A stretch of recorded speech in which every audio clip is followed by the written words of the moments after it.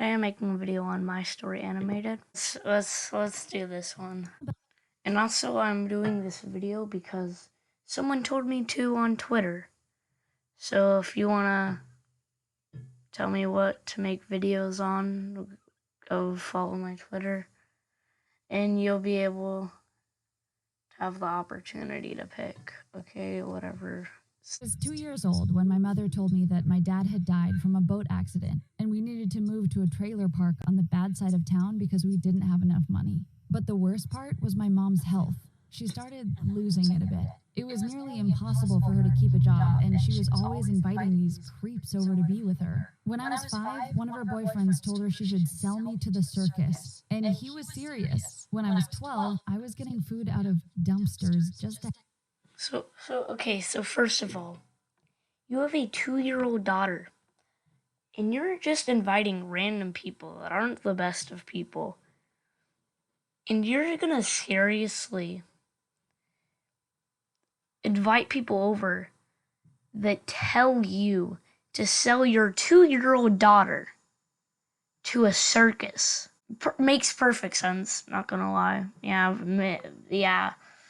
To have enough to eat some nights. And on my 13th birthday, when I woke up, there were loads of cards for me in the mail. And oddly, there was one strange envelope with just my first name on it. I opened the envelope and there was $300 inside.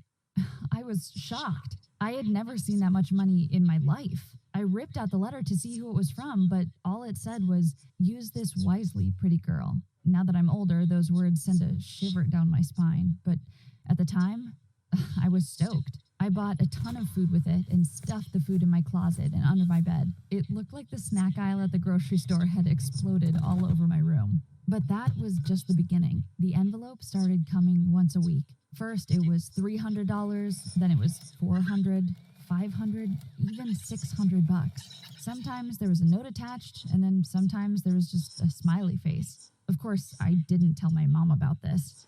I would be creeped out if every week someone was sending me hundreds of dollars. But apparently, I would take it honestly. But I would still be confused. I would try and figure out who it is. Like, that's the least I would do. But, whatever.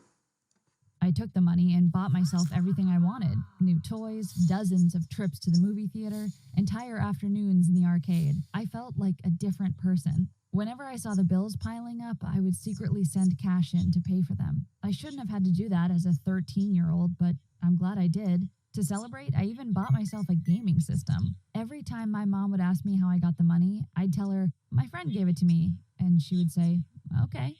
I once tried to give her money so I would feel like if I was a parent and my child was getting a ton of money and she said it was our friend, I would at least try and figure out who was giving it to her to at least thank them or give them pay them back at least.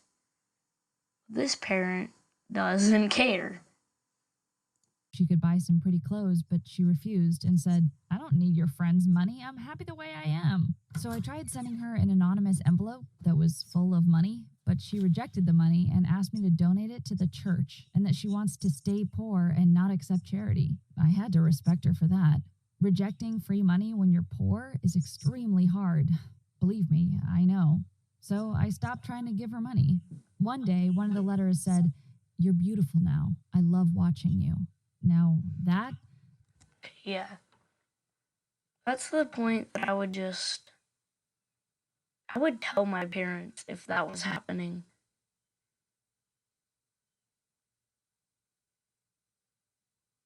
That made me want to puke. For the first time, I really began to wonder who was sending me this money. Was it some stalker? Was it Mike, my mom's creepy ex? I started closing my blinds and barely leaving the house. Around that same time, I realized the letters were always coming on Sundays. So, one Saturday night, I sat out in the yard behind a tree, watching the mailbox. Hours passed that seemed like days, and around 4 a.m., I saw a car pull up. My heart was beating out of my chest. I could see a man in the front seat, but he was wearing some kind of mask. He got out to put the letter in the...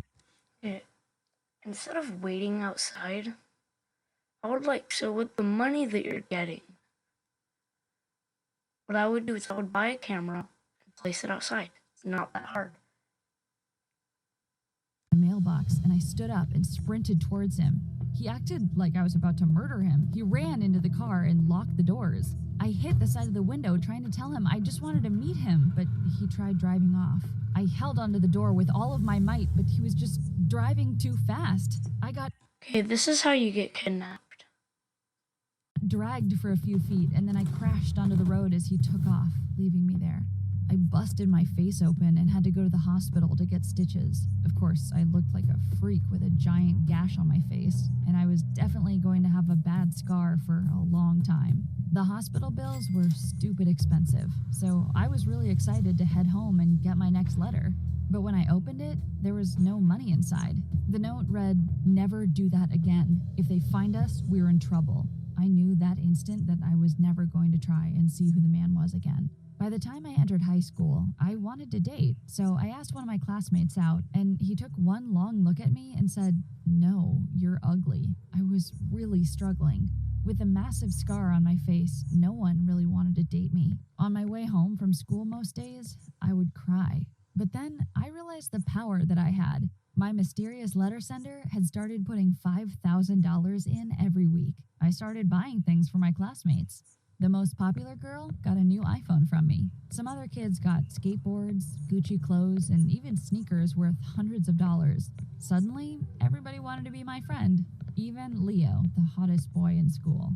I had been crushing on him since I was 6, and he was finally giving me the time of day. Okay, so since you were 6, I feel like after him not wanting to, first few like years or something, I would stop. But like, I mean, you do you. I bought him watches, hats, golf clubs. I took us out to dinner every single night, and we dined like kings. I was living the dream. So he's a gold digger. Okay, nice, funny, that's awesome. Soon, our entire friend group was decked out in nice clothes, and people around the school started asking me for money and things. I wanted people to like me, so I just gave people what they wanted. But that didn't go over too well. One day, during lunch, I got called into the principal's office, in front of everyone. When I got inside, the principal started asking me where I was getting all this money. Even worse, he said, "Your grades aren't good enough to make this kind of money at a job." I couldn't believe he would say something so terrible. I didn't need this. I stood up and told him it was none of his business and he could shove it, which went about as well as you'd expect.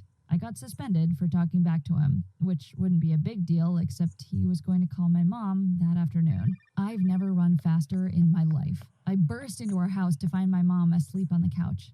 I took her phone from her purse and blocked the school's number, but while I was holding it, she got a text. It read, "You owe me $2,500 or we're going to have a problem." When I scrolled further up to see all the previous messages, I was shocked. Apparently, my mom had been buying illegal goods from some random guy, and he did not seem friendly. So I did what I knew I had to do. I texted him that I'd meet him at a local park and drop off the money. He insisted we do it at night. Okay, that is creepy. In You're in high school, dude. I don't even think you're a grown adult yet. And you're meeting someone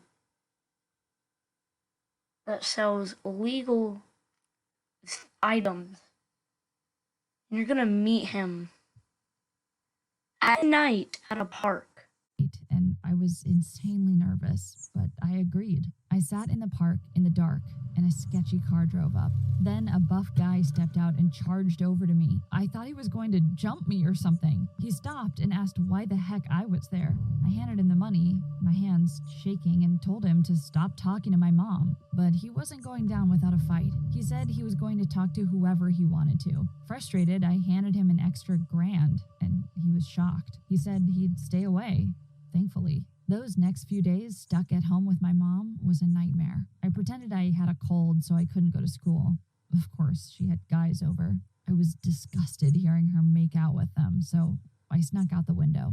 I ended up spending a lot of my time with Leo. He thought it was super cool I got expelled, and honestly, he made me feel like the coolest person ever. We went to the mall and shopped together every day. When he asked me to be his girlfriend, I was so happy. I posted a picture of us together, but he asked me to take it down because his parents would ground him for having a girlfriend. One day, So he's basically a gold digger that doesn't want anybody to know that he's with her.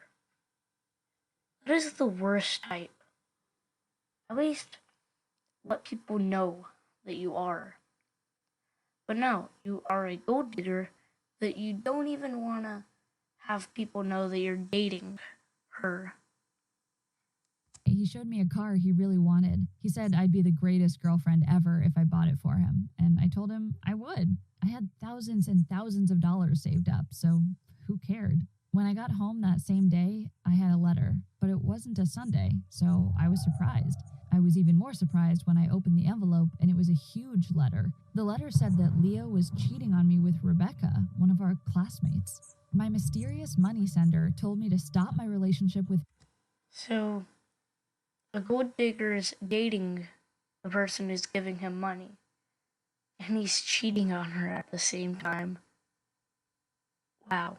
Him immediately. I felt so grossed out.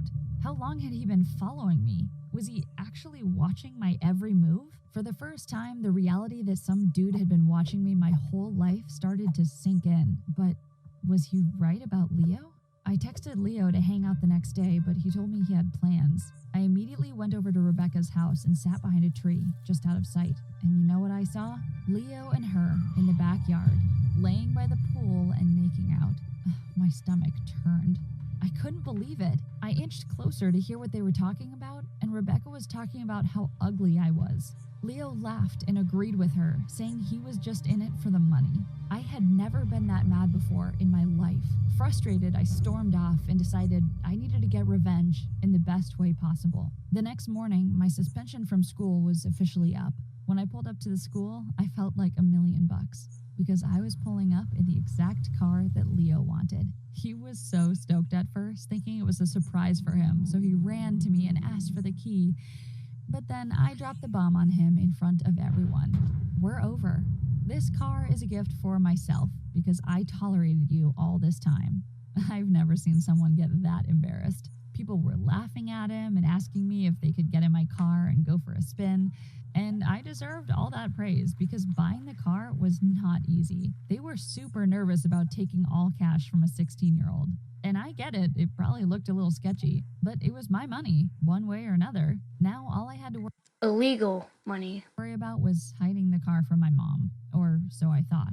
When I came back from taking the car for a spin, there were police all over the place. They yanked me out of the car and put me in handcuffs. It felt like I was in a nightmare. I asked what this was about, and the cops told me it was for using and distributing counterfeit money. I was spiraling. The money I had been given all those years was fake? Who the heck was sending me it? Were they trying to set me up? I tried to explain through tears on the way to the police station, but they weren't having it. When I finally got there, they put me in a cold, dark room and started interrogating me. I knew I couldn't keep my secret anymore. I told them about all the letters and about. Like, I'm not even lying. If someone who was stalking you sent you that much money, I would be suspicious at one point that it's fake. Just saying. About how long I had been getting them. I even told them about all the things I had spent the money on. At first, they didn't seem like they believed me, but as they continued interrogating me, they realized my story hadn't changed. After 8 hours, they let me out with a plan in mind. They'd stake out the house on a Sunday, block the road, and catch the person behind this. When I walked out, my mom was standing there. She knew everything now, and she was not happy. When I told her I'd been paying our bills, she looked a bit ashamed. We didn't talk the entire ride home. When Sunday came, we both sat in the living room with the blinds open, waiting to see it all happen. I felt sick to my stomach. I was giving up someone who had changed my life, someone who had helped me so much over the years. His car pulled up, and all the police lights flashed on. I started to cry, and I bolted out of the house to see him. I needed to apologize for all of this. He tried to drive away from the cops, and a huge chase started. The cops had either side of the road blocked off, but he was ramming into cars, desperate to get out. Sparks were flying everywhere, car alarms were going off. He was even tearing up people's yards. Finally, the cops chased his car into our front yard. They pinned him against the side of the house and yanked him out. I called out to him, apologizing while the cops held me back. Then the cops ripped off his mask, and my world fell apart. I recognized the man underneath the mask. It wasn't one of my mom's ex-boyfriends. It wasn't a neighbor. It was my dad. My dad, who had died when I was... So he faked his death to give you fake money. Because I'm guessing he faked his death because he was doing illegal stuff. But like, you almost got your daughter arrested for sending her fake money. Was 2. Now it was him apologizing. My mom and I stood there in absolute shock while they put him in the cop car. When we found out the real story, I couldn't believe it. After I was born, my mom and dad were fighting a lot. The stress of raising a family was apparently too much for him, so he left for work one day and faked his own death by crashing a boat. He had a float with him to get to shore, and that's when he started a whole new life. He couldn't get a job without an ID, so he started making counterfeit money to get himself by. By the time he realized how unhappy he was and how much he missed us, he thought it was too late to come back. Instead, he watched us from a distance. He knew about my mom's issues, so he gave me the money to take care of us. He had watched every birthday party, every game, every trip I had ever taken, and now he was going to jail for 20 years. Now all the money I had was gone, and I was poor again. I can lie and say I'm happier now without the money, but I'm not. And I also lost all my friends because everyone thinks my father is a mob boss. But yesterday, I received a mysterious envelope with a ton of cash inside. And to be honest, I don't know what to do. Sure you did.